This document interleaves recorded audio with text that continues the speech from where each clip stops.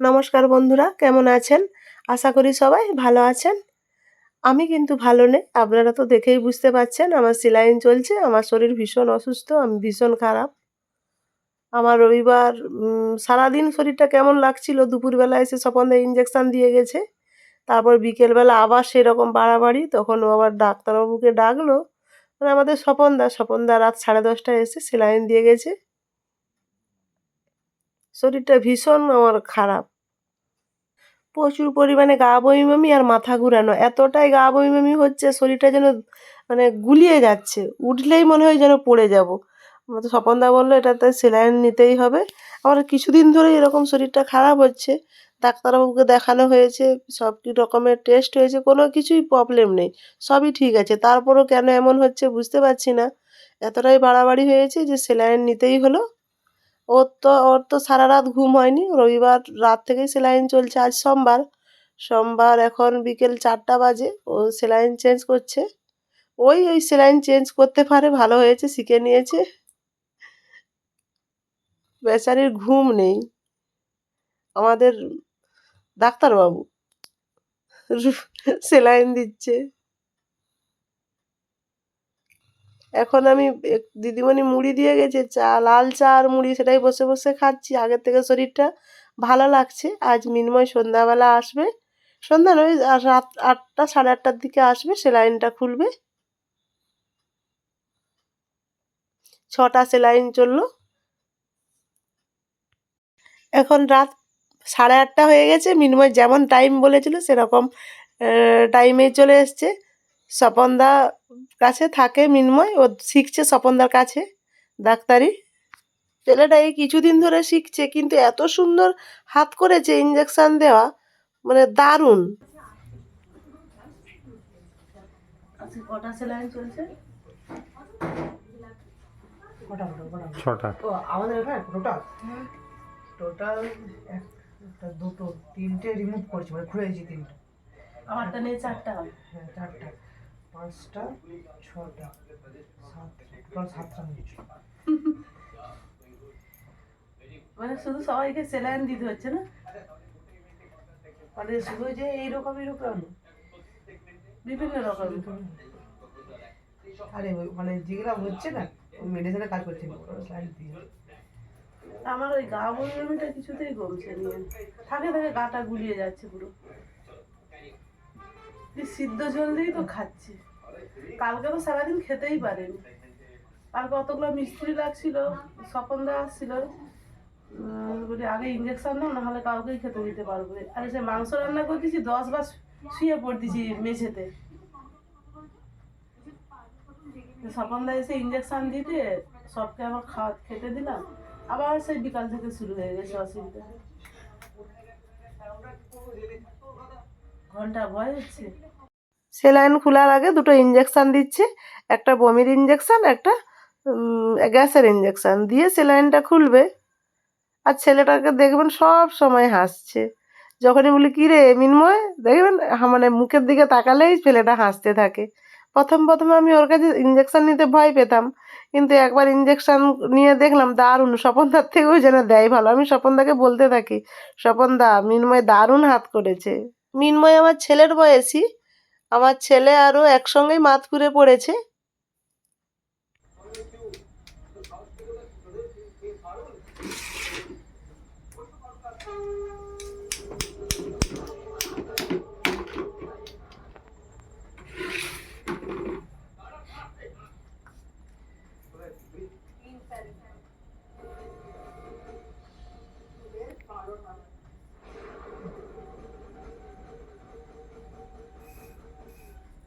স্বপনদা চলে আসছে ঘর থেকে, চলে আসছে। তোর পরীক্ষা কবে রে? 27 তারিখ সেকেন্ড ইন্টারনাল আছে। ইন্টারনাল এখনো হয়নি, বাকি পরীক্ষাটা কবে হবে? ওই মার্চের 10 তারিখ।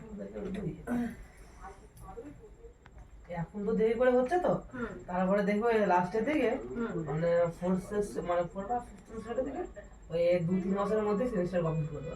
মানে পড়াশোনা আদৌ হচ্ছে তো ভালো হয় না। আমরা ওখানে ম্যাথ থাকলে আমি বাপ্পাকে ভর্তি করতাম, দিয়ে ভাবলাম কি ভুলটা করতাম, না, অন্যান্য ডিপার্টমেন্টগুলো ভালো, সোলাতে ক্লাস হচ্ছে। সায়েন্সের বুকটা ভালো। তুই এই কাজটা, যে কাজটা তুই মনোযোগ দিয়ে শিখতেছি ওটা শিখ। মানে ডাক্তার খুবই দরকার, তো সব হয়ে দেখে তুলবি রে।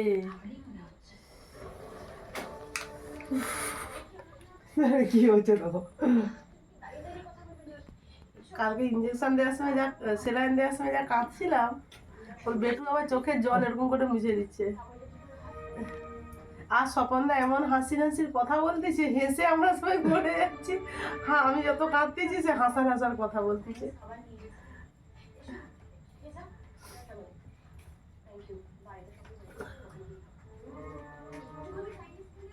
আর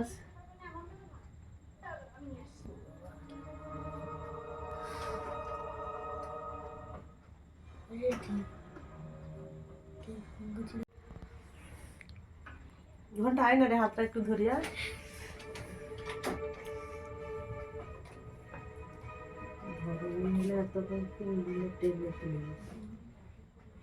আচ্ছা তুই বল, মির্মা এগুলোকে টেনে তোলার জিনিস বল। এখানে নার্সিং হয়ে গেল তো, এ দিচ্ছি না, যা যা একটু ধরবে টানো। ও বাবা রে, তুই বলিস না। ওই জন্য তো বলছি, ধরনীকে দেখছি তো, জাস্ট ধরলো আর করতে পারি না। এ কাকিমা হয়তো দরদ দিয়ে।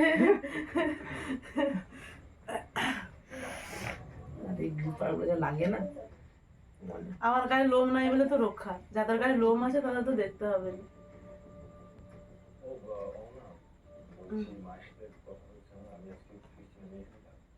ব্যথা হয়ে গেছে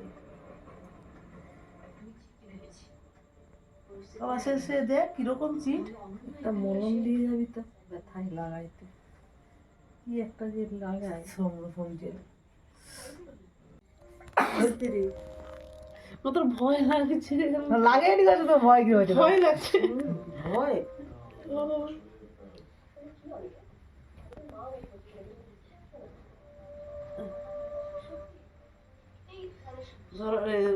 ঘন্টু তখন দেখবে বলছিল। ঘুমটুকু একটা রক্তলিতে কিরকম হয়েছিল ঘুমটুকু।